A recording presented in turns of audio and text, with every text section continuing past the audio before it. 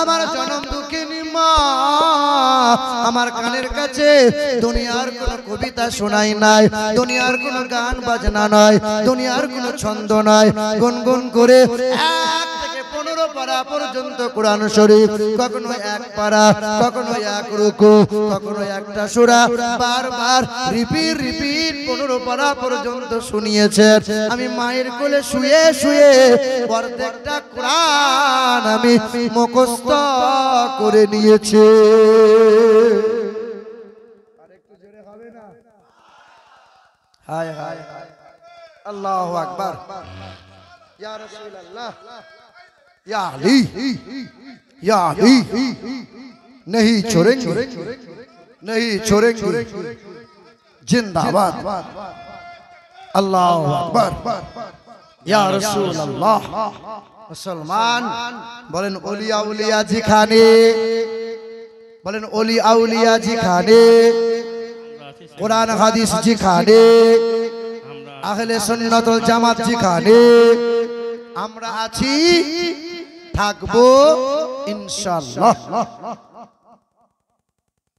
কখনো কেউ যদি লোভ দেখায় টলমল হব নাকি? কেউ যদি আমাদেরকে কোনো ভয় দেখায় এই রাস্তা কি ত্যাগ করব নাকি? এখন তো সোশ্যাল মিডিয়ার যুগ, এখন তো মৌলভী সাহেবরা 12 বছর ধরে লেখাপড়া করিয়ে লালাজির শুকিয়ে পড়াশোনা করে বেরিয়ে এলো, ও 4 মাসে মোবাইল ঘেটে ঘেটে মৌলভী হয়ে গেছে, দিয়ে মোবাইল দিয়ে ফতোয়া দিচ্ছে। হাত তো এইখানে বাঁধতে হবে গো। সোনার টুকরো বন্ধুরা, আমার সুধী মানুষেরা, আব্বাজান, আমার ভাই জানেরা, তো আল্লাহর ওলি কুতুবউদ্দিন বলেন যে আমার মা আমাকে 2 বছর দুধ পান করিয়েছে, তো মায়ের কোলে শুয়ে শুয়ে অর্ধেকটা কোরআন মুখস্থ করে আপনার সম্মুখে আমি শুনিয়েছি। আমার মা যদি গোটা কোরআনটা মুখস্থ জানতেন আর গোটা কোরআনটা যদি আমার কানের কাছে পড়তেন, আমি গোটা কোরআনটাই পড়ে আপনার সম্মুখে দাঁড়াইয়ে দাঁড়াইয়ে শোনাইয়ে দিতাম। জোরে বলি সুবহানাল্লাহ। মুসলমান বাবারা, ভাইরা আমার, ও সোনার টুকরো বন্ধুরা, আমার সুধী মানুষেরা, আব্বাজান, ভাইজানেরা, আমরা মাজার প্রাঙ্গণে বসে আছি।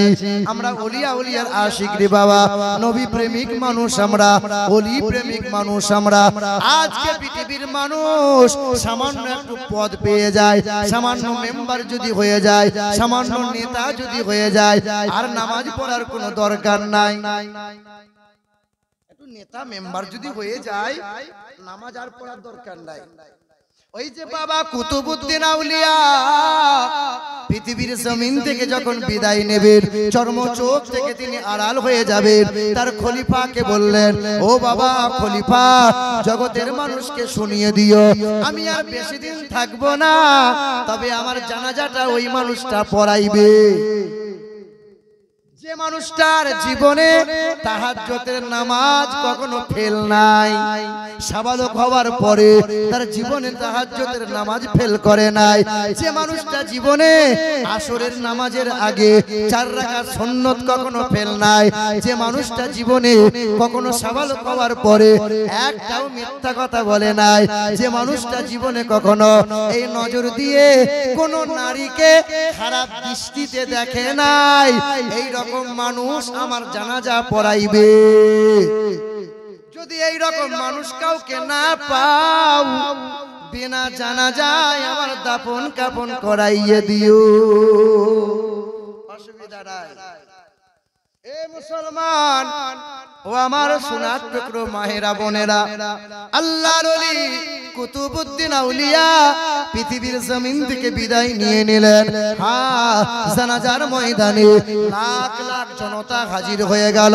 আল্লাহর ওলির খলিফা, খেলাফত প্রাপ্ত পেয়েছিলেন যিনি, খলিফা হয়েছিলেন যিনি, আল্লাহর খাস বান্দা কুতুবউদ্দিনের খলিফা। আওয়াজ করে বলেন, এমন আল্লাহর বান্দা কেউ কি আছো বাবা যার 4টে গুণ ভালো? 4 গুণওয়ালা মানুষ যদি এই মাহফিলে, এই মজলিসে থাকো, আল্লাহর ওলি কুতুবউদ্দিনের জানাজাটা পড়িয়ে দাও। হাজার হাজার লাখ লাখ জনতার ভিড়ে কত শত আলেম উলামা, কত হাফেজ মাওলানা, কত মুফতি মুহাদ্দিস দাঁড়িয়ে ছিল। কত মুফতি মুহাদ্দিস, কত পাগড়িওয়ালা জুব্বাওয়ালা, কেউ আগিয়ে আসে না। ঘন্টার পর ঘন্টা পার হয়ে যায়, একজন আল্লাহর ওলি সুলতানুল আরিফিন, একজন আল্লাহর ওলি কুতুবউদ্দিন আউলিয়ার জানাজা পড়াবেন। তিনি সাধারণ কোনো ব্যক্তি নয়, দিল্লির সুলতান ছিলেন। শামসুদ্দিন আল তামাস রহমাতুল্লাহ আলাইহি পা পা করে আগিয়ে এলেন। নেতা মানুষ ছিলেন, সুলতান ব্যক্তি ছিলেন, দিল্লির শাসনকর্তা ছিলেন। তিনি এসে দাঁড়িয়ে বলেন, ও বাবা কুতুবউদ্দিন, ও আমার পীর ও মুর্শিদ, আমার বাতিনি ইবাদত গুলো আপনি জাহিরি করে দিলেন। আল্লাহর ওলি, আমার বাতিনি ইবাদত আপনি জাহিরি করে দিলেন। কারণ জাহিরি ইবাদত নিয়ে জান্নাত পাওয়া বড় কঠিন। হাসরের কঠিন ময়দানে আমি যদি কোন রকম পাকড়াও হয়ে যাই, সেদিন আমার হাতটা ধরে তুমি তুলে নিও গো পীর মুর্শিদ। শামসুদ্দিন আল তামাস রাহমাতুল্লাহ আলাইহি, তিনি দিল্লির সুলতান ছিলেন, শাসনকর্তা ছিলেন, দেশ চালাচ্ছেন তিনি, অথচ নামাজ কাজা নাই, তাহাজ্জুদ কাজা নাই, মিথ্যা তার জবানে নাই, এই চোখ দিয়ে কোনো নারীর দিকে খারাপ দৃষ্টিতে দেখে নাই। দিল্লির শাসনকর্তা নেতা মানুষ ছিলেন, এত বড় আল্লাহর ওলি সেই সময় আর কেউ নাই। সামান্য নেতা আর নামাজ নাই, সামান্য মেম্বার নামাজ নাই, জুম্মাও নাই। মুসলমান, এ শোনা টুকরো বন্ধুরা আমার, আল্লাহ পাক বলেন, জগতের মানুষেরা সবচেয়ে সুন্দর করে বানাইলাম তোমারে। সুন্দর যদি হতে চাই, সুন্দর যদি হতে চাও, আমার হাবিবুল্লাহর আদর্শে সুন্দর হও, আর স্বভাবটা মৌমাছির মতো বানাইয়ে নাও। ওয়া রাব্বুকা ইলান নাহলি আনিত্তাখিজি মিনাল জিবালি বুয়ুতাও ওয়া মিনাশ শাজারি ওয়া মিম্মা ইয়ারিশুন সুম্মা কুলি মিন কুল্লি সামারাত ফাসলুকি সুবুলা রাব্বিকি যুলুলা ইয়াখরুজু মিন বুতুনিহা শারাবুম মুখতালিফুন আলওয়ানুহু ফীহি শিফাউল লিন্নাস। সামান্য একটা মধুমাছি, সুন্দর যদি হতে চাও রে বান্দা, স্বভাবটা মধুমাছির মতো বানাইয়ে নাও। ওই মধুমাছি গাছের ডালে ঘর বানায়, পাহাড়ের পাদদেশে ঘর বানায়, তোমার ঘরের কোণে বাসা বানায়। ওই মধুমাছি বন্ধ জায়গায় বসে না, না পাক খাবারে বসে না, হারাম জায়গায় বসে না, উড়ে উড়ে যায় হাবিবুল্লাহর মহব্বতে দরুদ পড়তে পড়তে যায়, রস সংগ্রহ করে, আল্লাহ জিকির করতে করতে ফিরে বাসায়। মৌমাছি আল্লাহ বলে না, নবী বলে না, নবীর জন্য সব কিছু বানাইলাম, তোমার জন্য মঙ্গল করে দিলাম, তোমার জন্য নিয়ামত দিলাম, আর আমার হাবিবকে ভুলে যাও, আমি আল্লাহ মেনে নিতে পারবো না। সব বানাইলাম আমার হাবিবের জন্য, আর তোমাকে নিয়ামত স্বরূপ দিলাম। মৌমাছি কখন আল্লাহ রাসূলকে বলে না, আল্লাহর জিকির করা বলে না, তুমি ভুলে গেলে। এ মুসলমান, ওটা হলো মধুমাছি, আর একটা মাছি হলো গুয়ে মাছি। এই গুয়ে মাছির স্বভাব হলো পায়খানায় বসা, মিষ্টির হাঁড়িতে বসা, আম কাঁঠাল পেলে দেখে ঝাঁপিয়ে পড়ে। ঠিক কিনা বলো?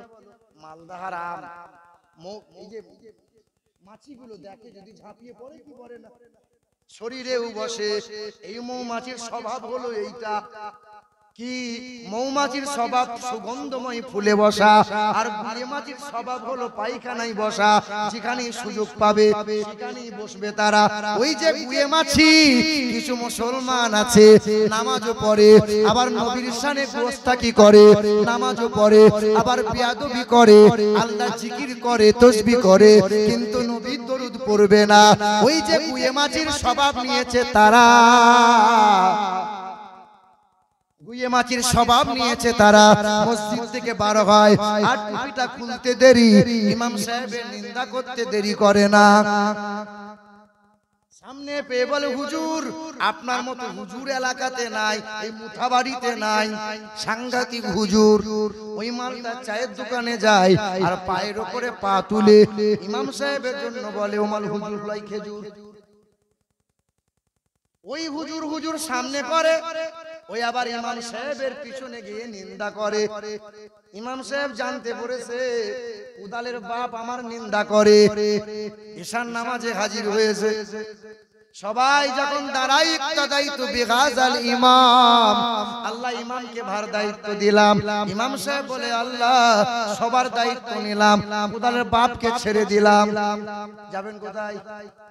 ও বাপ, মুনাফিক হয়ে যাবেন না, মিথ্যা কথা কম বলেন, মুনাফিক এইটা কম করেন। পৃথিবীর জমিনে ইসলামের সবচেয়ে ক্ষতি করেছে যারা, ইহুদিরা না, খ্রিস্টানরা না, হিন্দুরা না, সবচেয়ে ক্ষতি করেছে ওই নামধারী দুমুখো নামধারী মুসলমান যারা। শহীদ করেছিল কারা? এই মুনাফিক মুসলমান। আব্দুর রহমান বিন মুলজিম টুপিওয়ালা দাড়িওয়ালা জুব্বাওয়ালা মুসলমান ছিল সে। ইমাম পাক আহলে বাইতকে শহীদ করেছে কারা? সব তো মুনাফিক ছিল, মুসলমান তারা। জি হ্যাঁ, ইসলামের সবচেয়ে ক্ষতি করেছে নামধারী মুনাফিক মুসলমান যারা। মুনাফিক কেমন জানেন? একটা তলোয়ার নিয়ে ঝামেলা, একটা তলোয়ার। মুসলমান বলছে তলোয়ারটা আমার, ইহুদি বলছে না তলোয়ারটা আমার।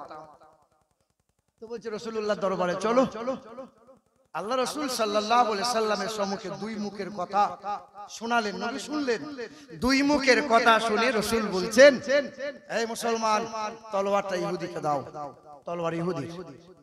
নবীজির দরবার থেকে বেরিয়ে মুনাফিক এই মুসলমান, এই মুনাফিক মুসলমান তখন বলে নবীর বিচার আমি মানি না, নবীর ফয়সালা আমার পছন্দ না, আমি বিচার মানি না।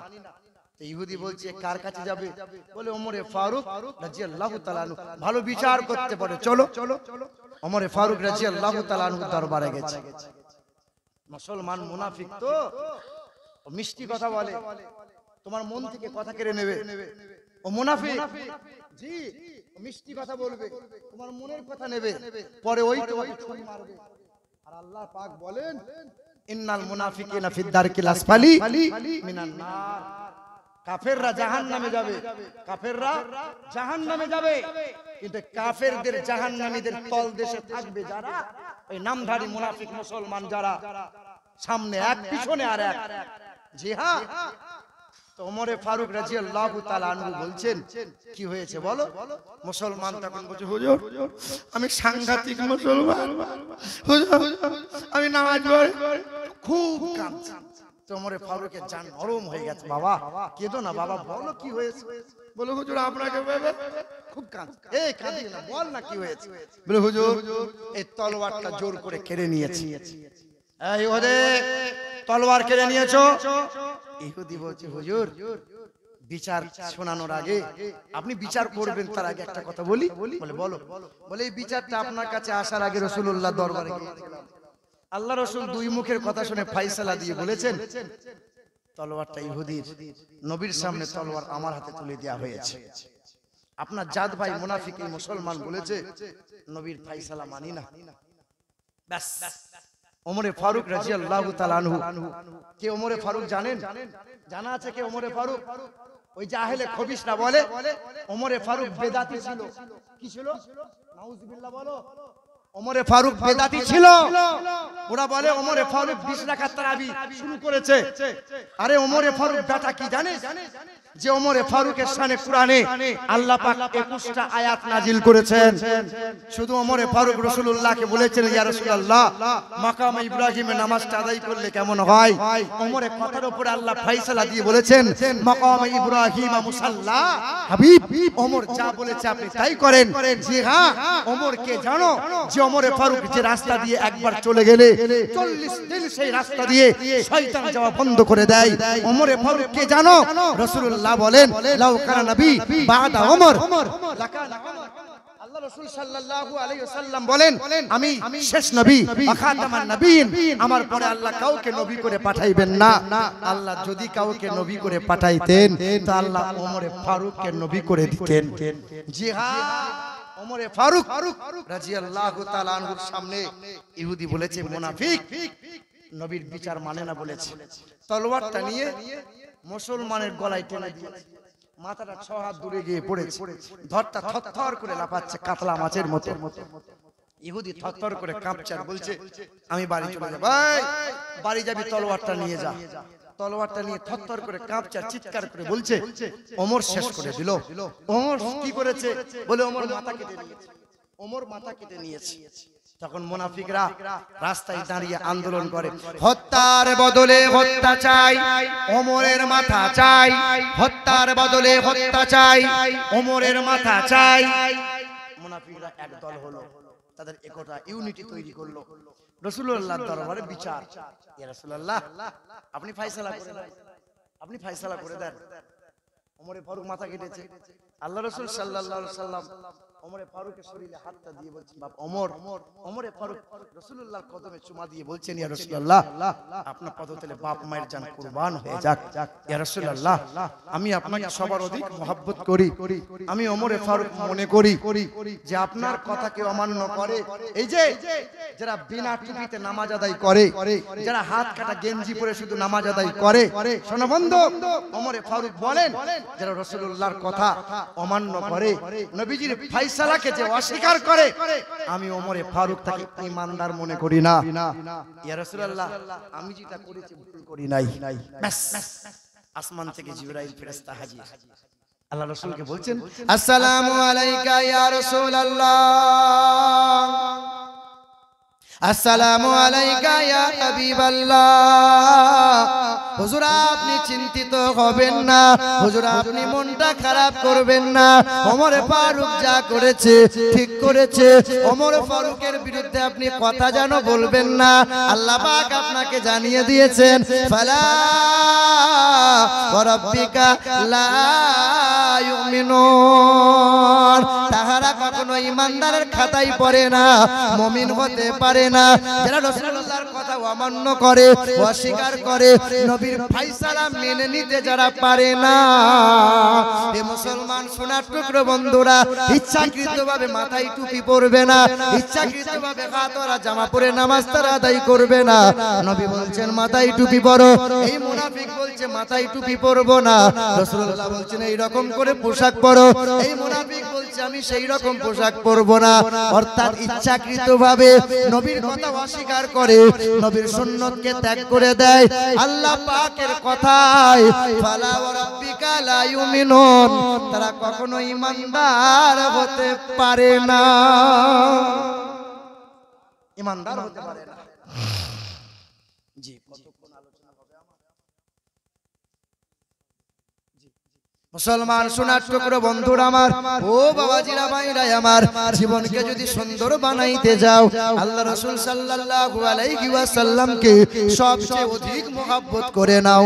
পৃথিবীর জমিনে নবী যখন এসেছিলেন, হিন্দুদের ধর্মগ্রন্থে লেখা আছে দ্বাদশং সকল পক্ষ মাধবে মাসি মাধবাম জাতং দট্টাসাতু পুতরং পিতরৌরুষ্ট মনুষ্য সম্ভালে বিষ্ণু যশাস গিরিহে প্রাদুর্ভবম মহাম সুমতং বিষ্ণু যশাস গর্ভমধোত্ব বৈষ্ণবাম। পৃথিবীর জমিনে কল্যাণ কর্তা, মানব জাতির মুক্তির দাতা হয়ে আসবেন তিনি। তিনি জীবনে কখনো কোনোদিন একটা মিথ্যা কথা বলবেন না, যিনি জীবনে কখনো কোনোদিন আমানতের খিয়ানত করবেন না। তিনি এক নম্বর লজ্জাশীল ব্যক্তি হবেন, তিনি অল্পভাষী হবেন, তিনি মিষ্টভাষী হবেন। পৃথিবীর জমিনে আসবেন তিনি বিষ্ণু যশার ঘরে, বাবার নাম হবে বিষ্ণু যশা, বাংলা করলে হবে আল্লাহর দাস, আরবি করলে হবে আব্দুল্লাহ, মায়ের নাম হবে সুমতি, বাংলা করলে হবে সুন্দরমন, আরবি করলে হবে আমিনা। হা হা দ্বাদশং সকল পক্ষ মাধবে মাসি মাধবাম নৃপলিঙ্গ ছিদ বিশ্ব নাম কোটি শনি নাম। পৃথিবীর জমিনে ওই জগৎগুরু আসবেন যখন, লিঙ্গচ্ছেদ অবস্থায় পৃথিবীতে আসবে। কি অবস্থায়? খাতনা করা অবস্থায়। মুসলমানদের দেখে হিন্দুরা দেখবেন খুব ঠাট্টা করে, কাটওয়া কি বলে? হ্যাঁ, তোমাদেরকে বলেছে কিনা জানি না, কিন্তু আমাকে 3-4 জায়গায় বলেছে। কৃষ্ণনগরে জ্যামে আটকে গেছি তো আমাকে দেখে আর বলে কাটওয়া, মুচকি মুচকি হেসেছি আর বলেছি আলহামদুলিল্লাহ। আলহামদুলিল্লাহ কেন বলেছি জানো?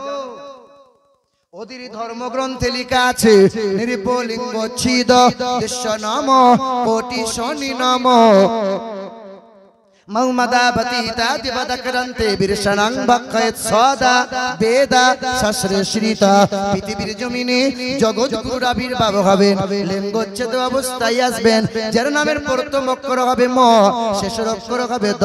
তিনি হবেন সততা সত্য প্রিয়, তিনার মতো লজ্জাশীল ব্যক্তি আর কেউ হবে না।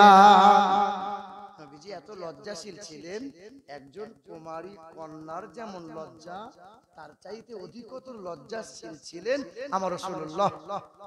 আজকে লজ্জা শরম আছে? আমাদের লজ্জা শরম আছে? হায় হায় হায়, বউয়ের গলা ধরে ছবি তুলছে আর মোবাইলে ছাড়ছে, দেখ আমার মালটা দেখ, বলছে রাষ্ট্রীয় সম্পদ। ছি ছি ছি ছি, এটা যে হারাম কাজ, এটা যে হারাম কাজ। আফসোস লাগে জানেন, ছেলের বাপ মোটা টাকা পণ নিয়েছে, যে আমার মতো হায়ার করা মাল মৌলবীকে ভাড়া করে নিয়ে আসছে। ছেলের বাপ বলছে হুজুর এমন করে দোয়া করবেন যেন ফুরুত করে পার হয়ে যায়, কোন জায়গায় ঠেকে না যায়। আমার মতো মৌলবী সাহেব মনে মনে চিন্তা করছে, শালা মাল ভালো দেবে, ভালো পার্টি ভালো, কেঁদে কেঁদে দোয়া করছে রব্বানা জালামনা, কাঁদন আসছে না বলে মাঝে মাঝে থুতু লাগাচ্ছে রব্বানা, মানে কেঁদে মনে হচ্ছে কলজে ফাটিয়ে ফেলবে। ফেরেশতা বলছে আয় মৌলবী, তোকে আগে ছিলবো, দিয়ে কাঁচা লঙ্কা দিয়ে তোর চামড়ায় ঘষবো, আয় তারপরে ছেলের বাপকে ঘষবো। হায় হায় হায় হায়, শুয়োরের পায়খানা 5টা আঙ্গুলে 5টা ভরে রেখে দিয়েছে, গলায় 3খানা সোনার চেন ঝুলানো আছে, আর আমার মতো হুজুর বিয়ে পড়াচ্ছে। বলো এটা যে হারাম কাজ। জি কালকে পরশুদিন ওয়াজে বলেছিলাম যে পুরুষ মানুষদের হাত রঙিন করা যায় না, হাদিস শরীফে এসেছে আল্লাহ রাসূল সাল্লাল্লাহু আলাইহি সাল্লাম বলেন, দাউদ শরীফে আছে রাসূলুল্লাহ সাল্লাল্লাহু তাআলা আলাইহি ওয়াসাল্লাম বলেন যে যাদের পা জ্বালাপোড়া করে তারা যেন পায়ের তলায় মাসে 2 বার করে মেহেদি পাতা বাঁধে আর মালিশ করে। কবার? 2 বার করে এসেছে, মাসে 2 বার করে মেহেদি পাতা বেটে কেউ যদি পায়ের তলায় মালিশ করে এই পার জ্বালাপোড়া করবে না। তো একটা মহিলা তখন কাগজে লিখে প্রশ্ন করেছে, ছি ছি ছি আপনি কি মৌলভী সাহেব, নবীজি মেহেদি দাড়িতে লাগিয়েছিল, মেহেদি কি পায়ে লাগানো যায়? ও মা তুমি তো জানো না, আল্লাহ রাসূল দাড়িতে আতর লাগাতেন, তাই তো রাসূলুল্লাহর অল্প দিনে দাড়ি মোবারক কয়েকটা দাড়ি লাল হয়েছিল আতরের কারণে। আর রাসূলুল্লাহ বলেছিলেন তোমরা মহিলারা 7 দিন 6 দিন যখন শরীর খারাপ হইতে পবিত্র হবে, ফরজ গোসল আদায় করবে, ওই সময় তোমরা লজ্জা স্থানে খুশবু লাগাবে, আতর লাগাবে। কথা বুঝতে পারছেন? তো মহিলারা হাতে মেহেদি লাগাবে, মেহেদি পায়েও লাগানো যায়, এতে অসুবিধার কোনো কারণ নাই। এবার শুনেন, আল্লাহ রাসূল সাল্লাল্লাহু আলাইহি ওয়াসাল্লাম পৃথিবীর জমিনে ভূমিষ্ঠ হলেন, খাতনা করা অবস্থায় এলেন। আমেরিকা দেশের বৈজ্ঞানিকরা 6 বছর রিসার্চ করেছিল কেন মুসলমানদের খাতনা করা হয়, মুসলমান ছেলেরা মেয়েরা বিশ্বাস করে কেন পানি ব্যবহার করে, হিন্দুরা কেন করে না, খ্রিস্টানরা কেন করে না।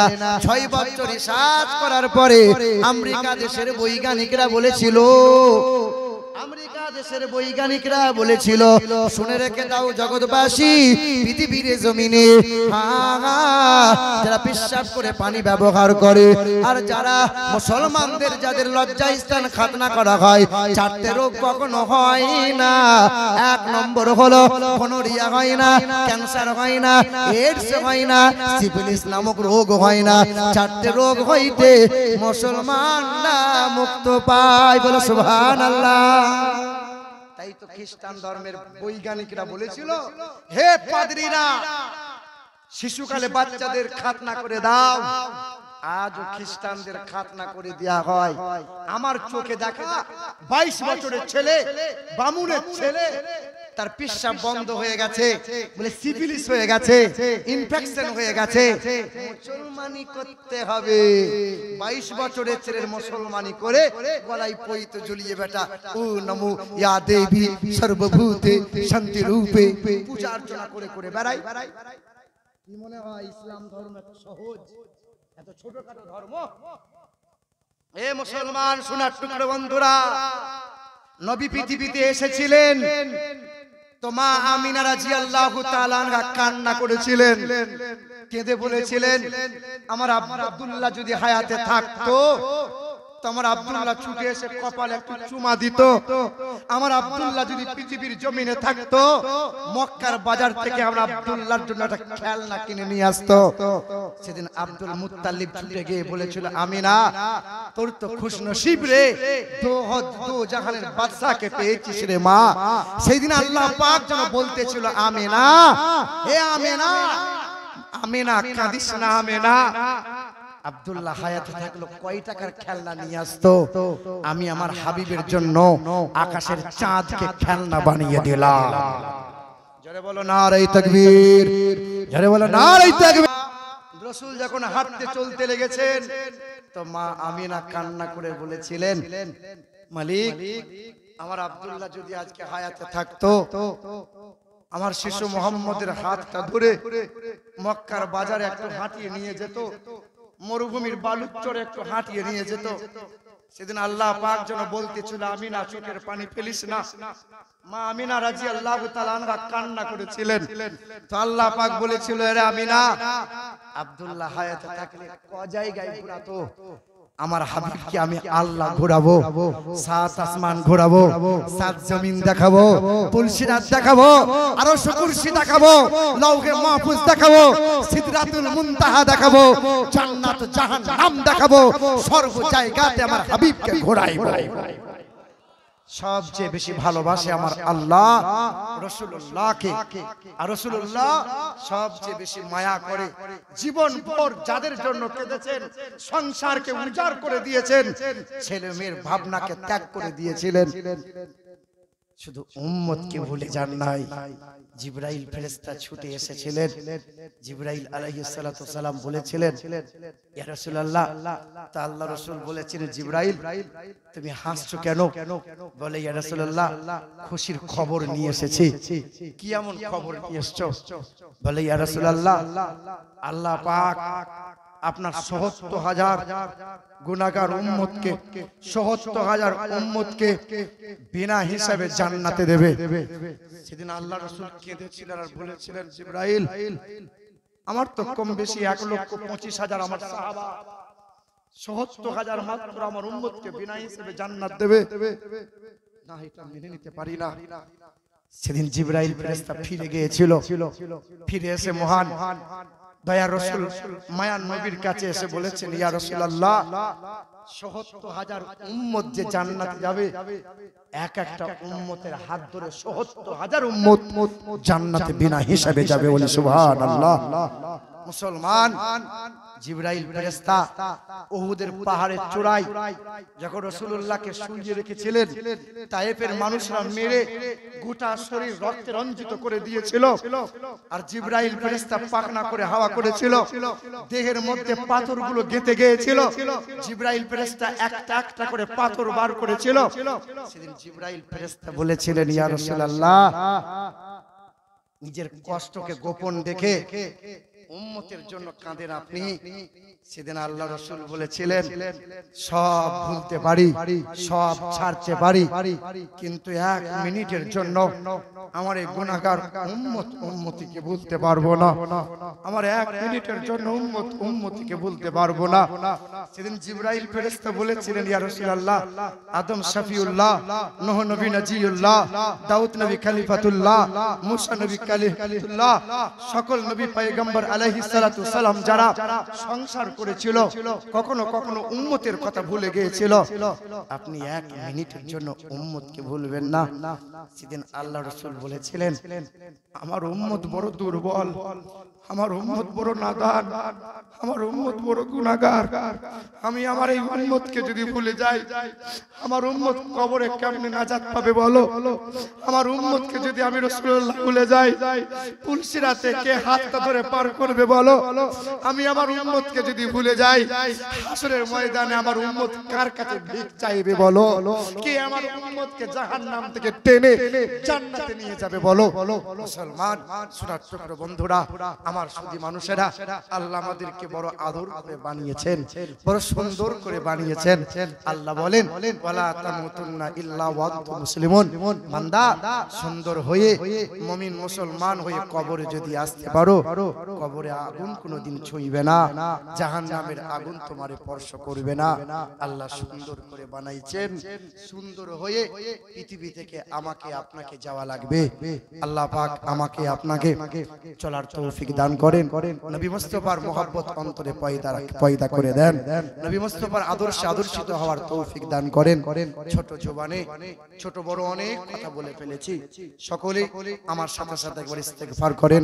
আস্তাগফিরুল্লাহ রাব্বি মিন কুল্লি যামবি ওয়া আতুবু ইলাইহি, লা হাওলা ওয়ালা কুওয়াতা ইল্লা বিল্লাহিল আলিয়্যিল আযীম, লা ইলাহা ইল্লাল্লাহু মুহাম্মাদুর রাসূলুল্লাহ।